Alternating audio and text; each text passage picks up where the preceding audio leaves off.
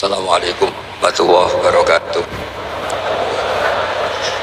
Alhamdulillahirabbil alamin wassalatu wassalamu ala asyrofil mursalin sayyidina maulana Muhammadin wa ala alihi wa sahbihi asma'in amma ba'du. Yang sangat saya hormati wonten Abi Profesor Quraish Shihab, wonten Bu Aufa, Profesor Aufa, wonten semua orang-orang UGM, semua yang saya hormati, termasuk niki moderator nih Pak Munjid nih.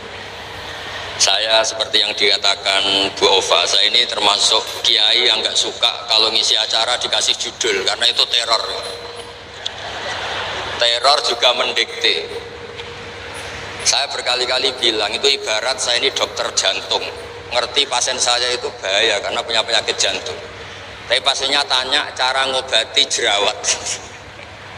Jadi yang masalah serius yang saya tahu saya dokternya, tapi pasiennya yang nunjuk, Gus ini saya punya penyakit kulit tolong obati. Padahal saya tahu penyakit beratnya itu apa? Jantung.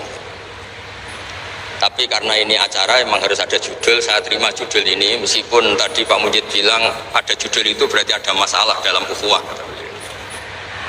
Saya tadi karena sudah dipuji ahli Quran, sebelumnya terima kasih, tadi saya sepakat sama Pak Quraish. Terima kasih pada UGM karena sudah memberi gelar Pak Quraish Kiai Haji. Biasanya hanya Profesor Doktor, ini nggak ada Kiai Haji, ini spesial. Ini penganugerahan Kiai Haji dari UGM, lo keren betul. Ini Mbak Naswa harus mencatat itu penghormatan.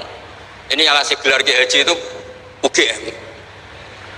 Jadi karena nggak punya alumni yang jadi kiai, yang ngasih gelar orang lain gitu kira-kira. Begini masalah solusi ya. Saya punya sekian cerita, tadi sudah dipuji ahli Quran, saya cerita yang Quran saja. Tidak semua masalah itu penyelesaiannya harus dimarahin atau ditegur atau lewat proses hukum formal atau hukum positif atau pengadilan.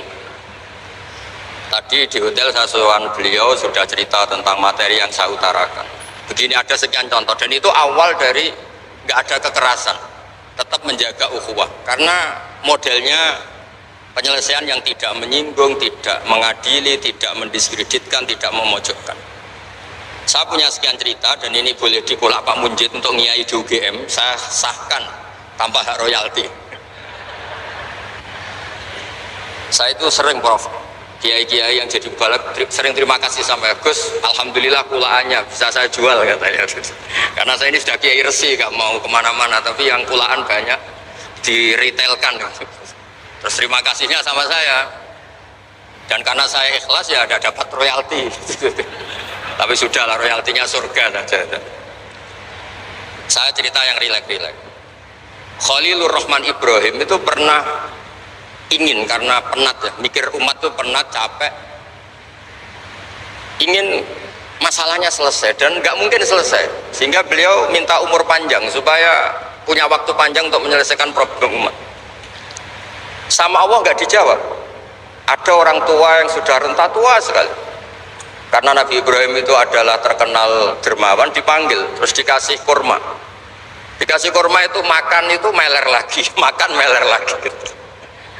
Terus Nabi Ibrahim masuk kamar, ya Allah saya batalkan doa minta umur sampai tua. Ternyata engkau jawab, kalau terlalu tua kayak itu. Terus kedua, Nabi Dawud, ini cerita dulu ya, jangan ditiru, saya ulang lagi cerita dulu, jangan ditiru.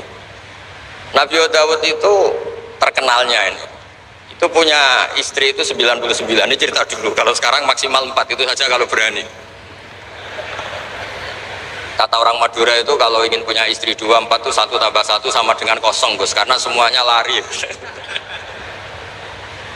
Tapi ketika melihat satu perempuan yang cantik itu beliau ingin sekali. Ketika penasihatnya bilang engkau sudah punya 99 tapi tidak ada yang kayak itu. Saya masih ingat sama Profesor Jenny ketika nerjemah inna hadza akhi lahu tisuna najah itu. Saya tanya sama Prof Jenny, abahnya Bu Ova ini, Pak Jenny kenapa masih ingin yang satu lagi padahal sudah punya 99? Kata Nabi Daud, tidak ada yang kayak itu. Terus saya guyon sama beliau, berani berargumentasi ini depan Bu Latifah, ya jangan, ini kata Nabi Daud, tidak kata saya. Singkat cerita terus Allah ternyata nggak negur Nabi Daud dengan apalagi mempermalukan, negur depan umum atau di medsos atau yang mempermalukan. Allah bikin drama, yaitu ngutus 2 malaikat. Nabi Daud pas itu raja, 2 malaikat datang tergopoh-gopoh menunjukkan kalau sedang ada masalah yang serius, yang krusial. Nabi Daud sampai kaget, fafazi aminhum, kaget betul Nabi Daud. Tahu-tahu ada orang di depannya terus tanya, kenapa kamu tergopoh-gopoh? Saya ini punya masalah berat ya Nabi Allah Daud. Apa masalah kamu? Ini saudara saya sudah punya kambing 99, minta saya yang punya kambing hanya 1. Gimana cara jenengan? Oh kamu udah adil, kamu rakus, dimaki-maki yang punya 99. Sudah ini keputusan final, sudah pulang. Bareng setelah pulang, itu gue banget kata Nabi Daud. Enggak ditegur, Allah pakai drama. Jadi masalah sekarang adalah amar ma'ruf nahi mungkar sudah kehilangan seni bikin yang tanpa masalah, yang tidak menimbulkan masalah baru gitu. Jadi intinya itu ada penyelesaian masalah yang enggak harus seperti itu gitu, pakai drama, pakai apalah yang. Terus cerita ketiga, banyak peristiwa-peristiwa sosial. Saya ulang lagi, peristiwa-peristiwa sosial yang penyelesaiannya itu juga agak lewat pengadilan. Ada ayat wa Dawud wa Sulaiman idh yahkumani fil harthi idh nafashat fihi ghanamul qaum. Itu yang diceritakan di beberapa tafsir. Ada cerita unik begini, ada 2 perempuan kakak beradik, sama-sama punya anak, kebetulan sama-sama ganteng. Karena masih kecil itu kan mirip. Saya ulang lagi, karena masih kecil itu mirip. Karena sama-sama Arab, Arab sama Kebumen. Kalau sama Kebumen kan hidungnya beda, sama-sama Arab, bukan sama-sama Arab, sama-sama ganteng. Singkat cerita, yang satu ini dimakan serigala, anaknya yang satu dimakan serigala. Kemudian semuanya mengklaim yang dimakan tuh anak kamu, bukan anak saya, sehingga anak satu ini milik saya. Yang satu bilang ini anak saya yang selamat, yang anak kamu dimakan serigala. Nabi Daud ketika ada pengadilan seperti itu menghukumi yang argumentasinya meyakinkan. Sudah ini milik kamu karena kamu lebih berargumentasi. Setelah keluar, kata Nabi Sulaiman pas itu masih kecil, kalau hakimnya saya, keputusannya tidak seperti itu. Karena Nabi Dawud itu demokratis, saya pokoknya tidak akan keluar dari jalur Quran sebagai pemenuhan, karena saya Profesor Quraisy, Profesor Zain itu orang yang sangat menekuni Quran. Terus kata Nabi Dawud, Sulaiman sini, sudah kamu saja yang mengadili. Ternyata apa Nabi Sulaiman itu? Ngambil pisau. Mana anak yang selamat? Ini, udah kita bagi 2 saja, supaya gak konflik gitu. Terus ada yang nangis histeris, menangis nangis saya, yang satu tenang saja. Terus sama Nabi Sulaiman, anaknya dikasihkan yang nangis.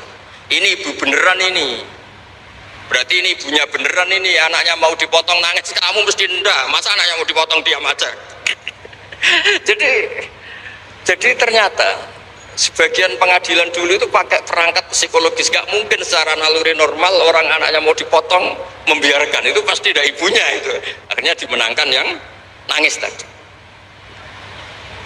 Jadi banyak cerita di literatur saya, itu tidak semua masalah atau kemungkaran atau maksiat atau apa itu diselesaikan pakai cara-cara mempermalukan di depan umum atau pidato berapi-api yang mojokkan sana sih.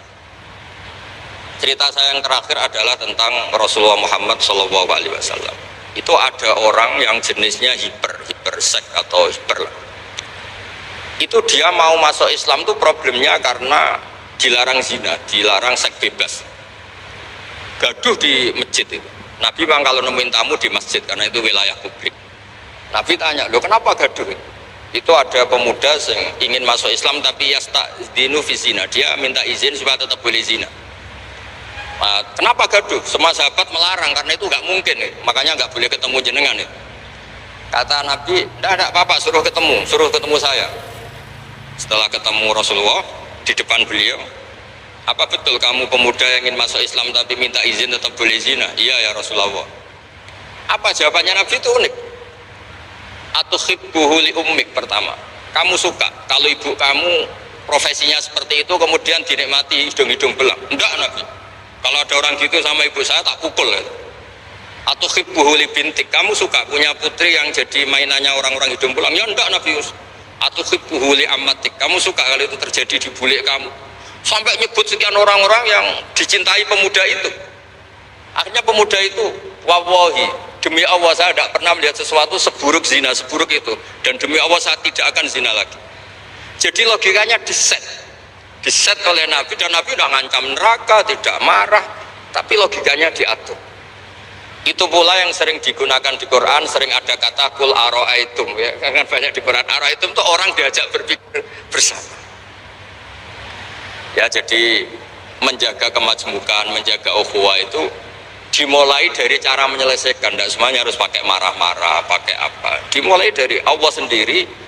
Dalam banyak cerita di Quran, di hadis itu suka hal-hal yang kecil, yang keseharian. Makanya dulu itu kalau ulama ditanya, saya ini tidak punya uang padahal ingin makan enak, ij'al idama ka'al ju'a, ya lauk paling enak itu satu, yaitu lapar. Kalau kita puasa makan apa saja enak karena lapar. Orang sudah lupa, ngiranya makan enak itu kalau menunya atau lauknya sesuai selera, itu keliru. Ij'al idama ka'al ju', jadikan lauk terbaik adalah lapar. Wah, kita mau tidur gak enak gini-gini, ingin cari tempat yang enak. Ya makanya Kiai kuno kalau nasihati anak-anaknya, kamu kalau ngaji makan yang enak, tidur yang enak. Maknanya jangan tidur kalau gak ngantuk banget, jangan makan kalau tidak lapar. Itu pasti semuanya menjadi enak.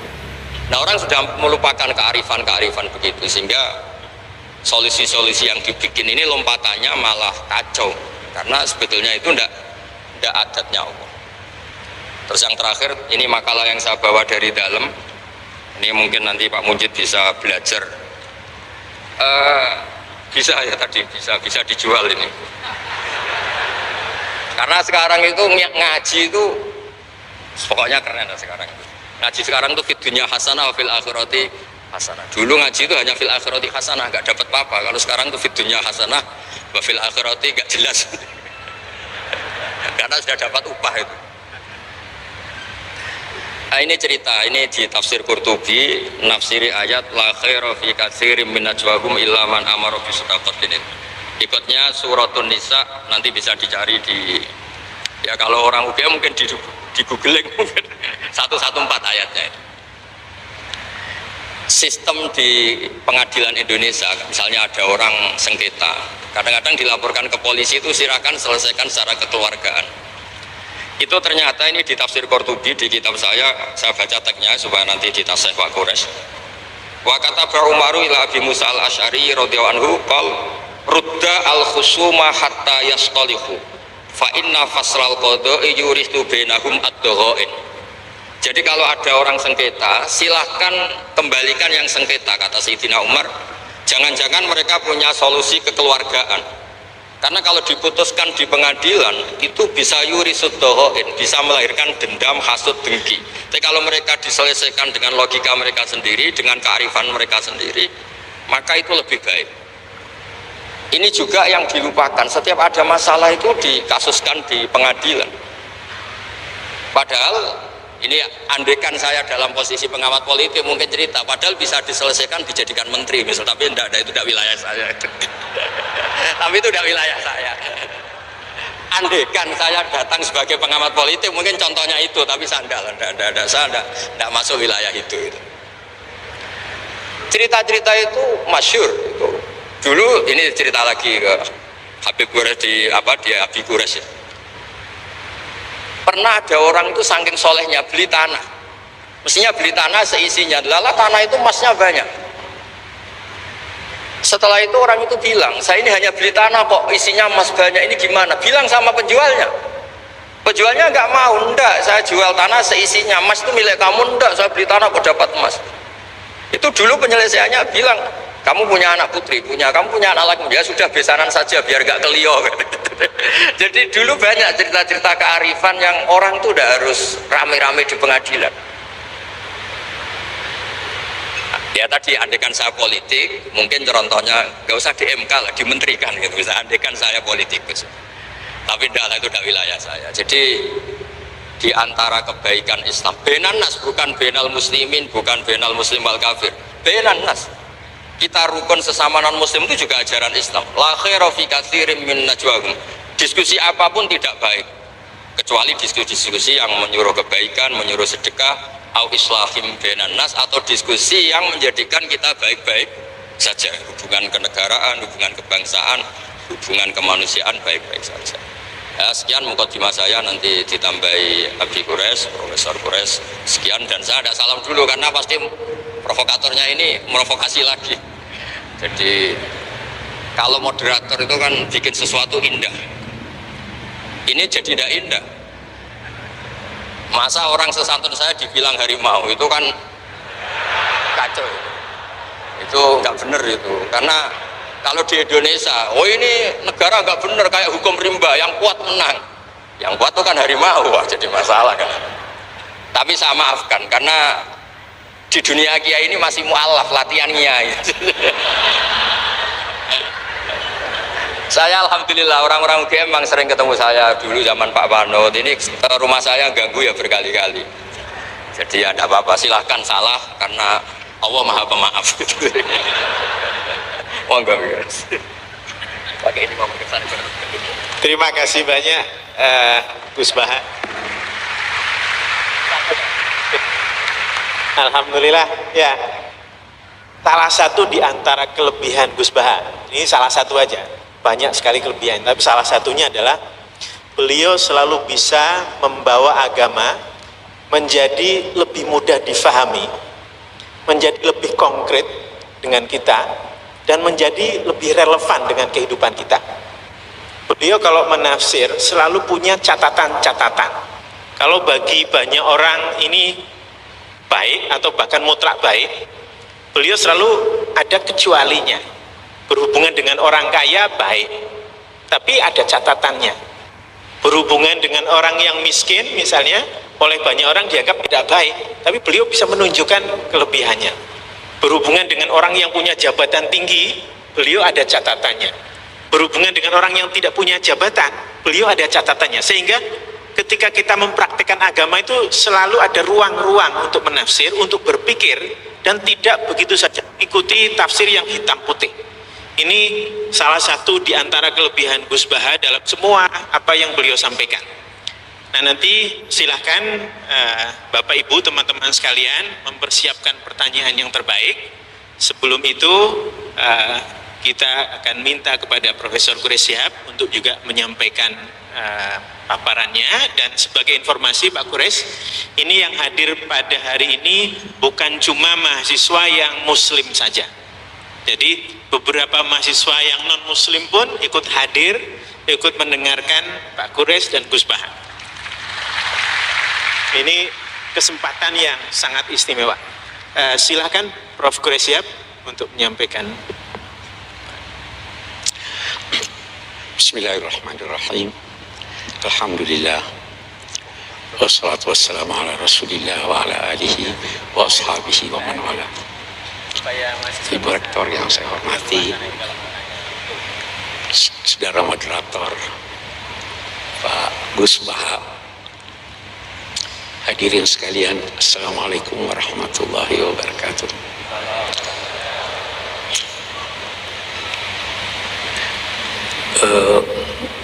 Saya tuh selalu terkagum-kagum dengan Gus Baha. Dapat saja dia kisah dari Al-Quran untuk dia jadikan sebagai nasihat buat kita semuanya. Jadi saya ingin memulai dengan mensyarah itu. Dua orang berselisih, satu kaya raya, satu miskin. Dia datang ke Nabi Daud. Kita perhatikan ucapannya. Inna hadza akhi lahu tis'un wa tis'una na'jah. Dia berselisih, tapi dia berkata, saudaraku ini. Lihat, kendati berselisih, dia masih berkata, saudaraku ini.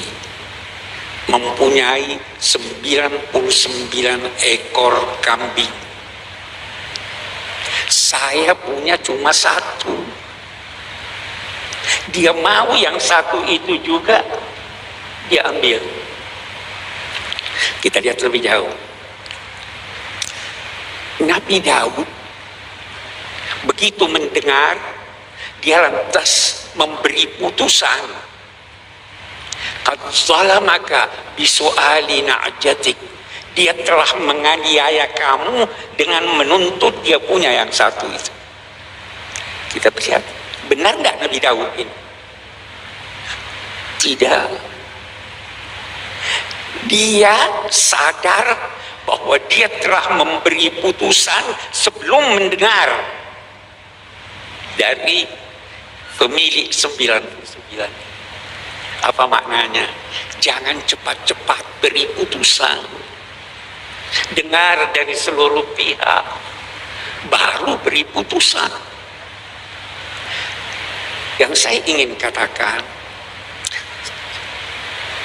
kalau kita merujuk baik kepada kitab suci maupun kepada kearifan lokal, semua problema kita dapat terselesaikan dengan syarat kita menganggap yang tidak sependapat dengan kita adalah saudara kita, dan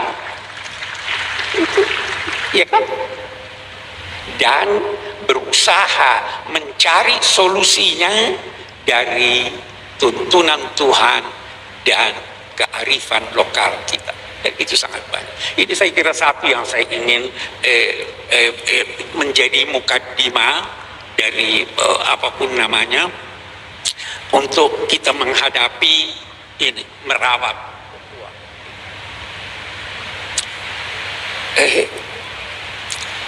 Ini kan setelah pemilu, Bu, ya, katanya. Saya terkesan begitu. Saya ingin berkata demikian lagi. Ada satu kearifan yang dikemukakan oleh kitab suci yang mungkin juga kita semua perlu sadari supaya terawat ini ukhuwah. Apa itu? Nabi Muhammad sallallahu alaihi wasallam diperintahkan Allah untuk menyampaikan, untuk berucap dan menyampaikan, Qulillahumma malikal mulk tu'til mulka man tasha wa tanzi'ul mulka mimman tasha wa tu'izzu man tasha wa tudhillu man tasha biyadikal khair innaka ala kulli syai'in qadir tulijul laila fin nahar wa tulijul nahara fil lail wa tukhrijul hayya minal mayyit, dan seterusnya. Sampaikan, Allah pemilik kekuasaan. Dia yang memberi kekuasaan kepada siapa yang dia kehendaki, dan dia mencabut. Dia katakan mencabut. Kenapa dia katakan mencabut? Karena yang kuasa biasa tidak mau, kecuali dicabut. Mencabut kekuasaan dari apa yang dia kehendaki. Dia yang memuliakan, dia yang menghinakan. Tetapi ingat, di dalam genggaman Tuhan kebajikan itu, apa maknanya? Ikuti tuntunannya, pada akhirnya kamu mendapat kebajikan. Baru dia lanjutkan, sampaikan juga, wahai Tuhan, Engkau memasukkan malam di dalam siang, memasukkan siang juga di dalam malam. Engkau menghidupkan, mengeluarkan yang hidup dari yang mati, dan mengeluarkan yang mati dari yang hidup. Apa maknanya ini? Kata sementara pakar, inilah isyarat tentang teori dialektika. Jangan pernah menduga bahwa sesuatu yang sudah tidak ada harapan tidak mungkin muncul lagi, karena Tuhan menghidupkan dari yang mati. Ikuti saja tuntunan Allah. Nah, apa tuntunan Allah? Ini tadi sebagian yang dikemukakan. Usahakan islah, usahakan perdamaian, usahakan merawat persaudaraan. Oke. Kemudian Nabi bersabda, sebagaimana keadaan kamu, begitulah ditetapkan penguasa kamu. Kama takununa yuwalla alaikum. Apapun, siapapun yang berkuasa, kekuasaannya bersumber dari Tuhan. Walaupun yang berkuasa itu menentang Tuhan. Itu Namrud, musuhnya Nabi Ibrahim, itu diberi kekuasaan oleh Tuhan. Tetapi ingat, dia yang memuliakan dan dia juga yang menghinakan, dia yang mencabut. Karena itu saya ingin berkata begini, apapun hasil akhir pemilu kita, apapun hasil akhirnya, apakah calon Anda yang menang atau dia yang kalah, ketahuilah bahwa itulah cermin dari masyarakat kita. Sebagaimana keadaan kamu, kalau Anda anggap baik, maka itulah cermin kebaikan. Tapi kalau Anda anggap buruk, itulah cermin masyarakat kita. Kalau itu cermin masyarakat kita, maka terimalah dengan legowo, tetapi usahakan untuk memperbaiki. Jangan sampai ukhuwah ini, karena ini modal kita nih, ukhuwah ini modal kita. Nah, yakinlah bahwa di tangan Tuhan kebajikan itu. Yakinlah. Nah, satu hal lagi. Kalau Anda tidak berhasil, Tuhan yang akan menetapkan buat Anda bantuan. Yakin itu. Itu ada di Al-Quran, itu dikatakan begini. Wa in kadu la yastafizzunaka liyukhrijuka minal ard idzan la yalbasuna illa. Mereka itu hampir saja menjadikan engkau gelisah. Masyarakatmu gelisah dalam ketakutan. Kalau itu terjadi, yakinlah rezimnya pasti runtuh. Itu hukum kemasyarakatan. Jadi kembali pada tuntunan agama. Apapun hasilnya, kita terima sambil berusaha untuk memperbaiki, sambil menjaga ukhuwah ini, karena inilah modal kita. Kita tidak ingin ada dari luar. Mari kita selesaikan persoalan kita di dalam. Itu saya kira yang pernah. Sekarang saya ingin berbicara sedikit tentang apa sih ukhuwah itu. Apa itu ukhuwah? Ukhuwah itu dari segi bahasa berarti persamaan. Kita semua sama. Apapun persamaan antara sesuatu dengan sesuatu yang lain, maka itu saudaranya. Semakin banyak persamaan, semakin kukuh persaudaraan. Saudara itu dari bahasa Sanskerta, saudara atau saudara, katanya artinya serahim, sama rahimnya. Kita serahim. Nah, kemudian berkembang maknanya sebagaimana perkembangan bahasa. Jadi ada persamaan. Saya memperoleh kesan bahwa saudara itu adalah yang seudara dengan Anda. Saudara. Binatang itu saudara kita, sama-sama kita. Wa min ta'irin yatiru bi janahihi illa umamun amsalukum. Tidak ada suatu burung yang terbang dengan kedua sayapnya di udara kecuali sama-sama kamu. Itu saudara kita. Setan itu, orang yang boros itu saudaranya setan. Innal mubadzirina kanu ikhwana syayatin. Jadi siapapun yang seudara dengan Anda adalah saudara Anda. saudara kita, binatang saudara kita, tumbuhan saudara kita, karena dia saudara. Bahkan dalam ajaran Al-Quran, batu pun bisa menjadi saudara kita. Gunung itu mencintai kita. Uhudun yuhibbuna. Dia juga dalam dua tanda petik hidup. Semua saudara kita. Apalagi kemudian karena itu bertingkat-tingkat dan bermacam-macam persaudaraan itu.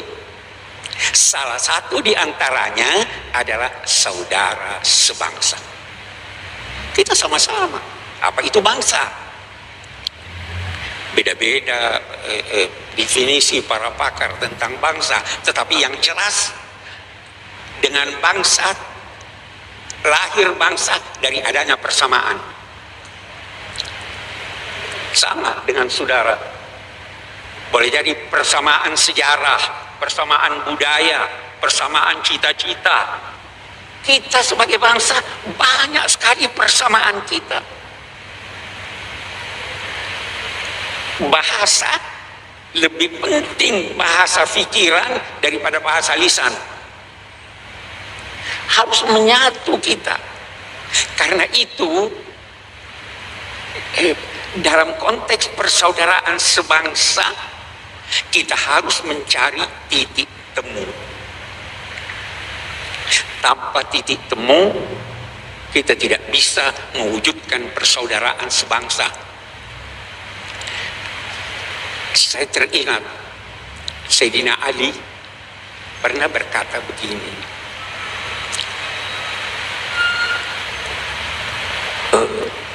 penyakitmu disebabkan olehmu, obatnya ada di tanganmu, tapi engkau tidak sadari. Jangan sampai kita seperti itu. Penyakit kita disebabkan oleh kita sendiri. Obatnya ada di tangan kita, tapi kita abaikan obat itu. Saya kembali, kita punya titik temu. Sebagai bangsa, titik temu kita Pancasila.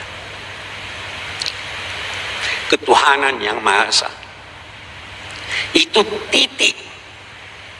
Bisa kita berbeda-beda penafsiran tentang apa arti ketuhanan yang Maha Esa. Bisa beda. Dalam Islam aja beda-beda itu. Tetapi kita percaya Tuhan. Bisa beda-beda kita dalam mengertikan Maha Esa itu apa. Tetapi kita percaya ada penguasa. Itu titik kita. Titik, Anda menulis kata dimulai dari titik. Apa yang Anda tulis terserah, asal mulai dari titik Tuhan. Kalau tidak mulai dari Tuhan, no. Itu kesepakatan kita. Anda mengakhiri kalimat dengan titik. Jangan pakai koma. Kalau begitu, Tuhan adalah pangkalan tempat bertolak dan pelabuhan tempat bersau. Kita berbeda, mari kita kembali kepada tuntunan Tuhan. Itu kesepakatan. Yang tidak mengakui ini di luar bangsa Indonesia. Kemudian ada kemanusiaan. Kesepakatan. Kemanusiaan itu mendahului keberagamaan. Mendahului keberagamaan. Anda mau pergi sholat Jumat, di tengah jalan ada orang yang ketabrak yang perlu ditolong. Apa Anda pergi sholat Jumat? Atau tolong ini? Anda mau sholat, mau berwudu, ada air. Kalau Anda pakai, ada yang mau minum yang kehausan. Jangankan manusia, anjing kehausan, mau minum. Anda kasih dia minum atau gunakan untuk berwudu. Kemanusiaan itu tidak hanya tertuju pada manusia, tertuju kepada seluruh makhluk Tuhan. Kita ada kerakyatan, ya kan? Persatuan dulu, kerakyatan. Saya itu merenung-renung tentang apa yang dirumuskan dan menjadi kesepakatan kita tentang kerakyatan yang dipimpin oleh hikmah kebijaksanaan dalam permusyawaratan perwakilan. Luar biasa, luar biasa. Tahu apa arti rakyat? Rakyat itu dari kata riayah, ra'in. Pengembala itu dinamai ra'i, yang memelihara, memberi makan, melindungi. Rakyat itu harus dipelihara, dilindungi, dijaga. Itu kerakyatan. Dipimpin hikmah. Tahu apa itu hikmah? Hikmah itu terambil dari akar kata yang berarti kendali. Hikmah itu sinonim dengan siasat. Siasat itu terambil dari kata ya susu sais. Dalam bahasa Indonesia ada sais. Delman, pengemudi. Yang bersiasat harus menjadi seperti pengemudi. Apa syaratnya? Dia harus kenal fungsi-fungsi dari kendaraan yang dia akan gunakan.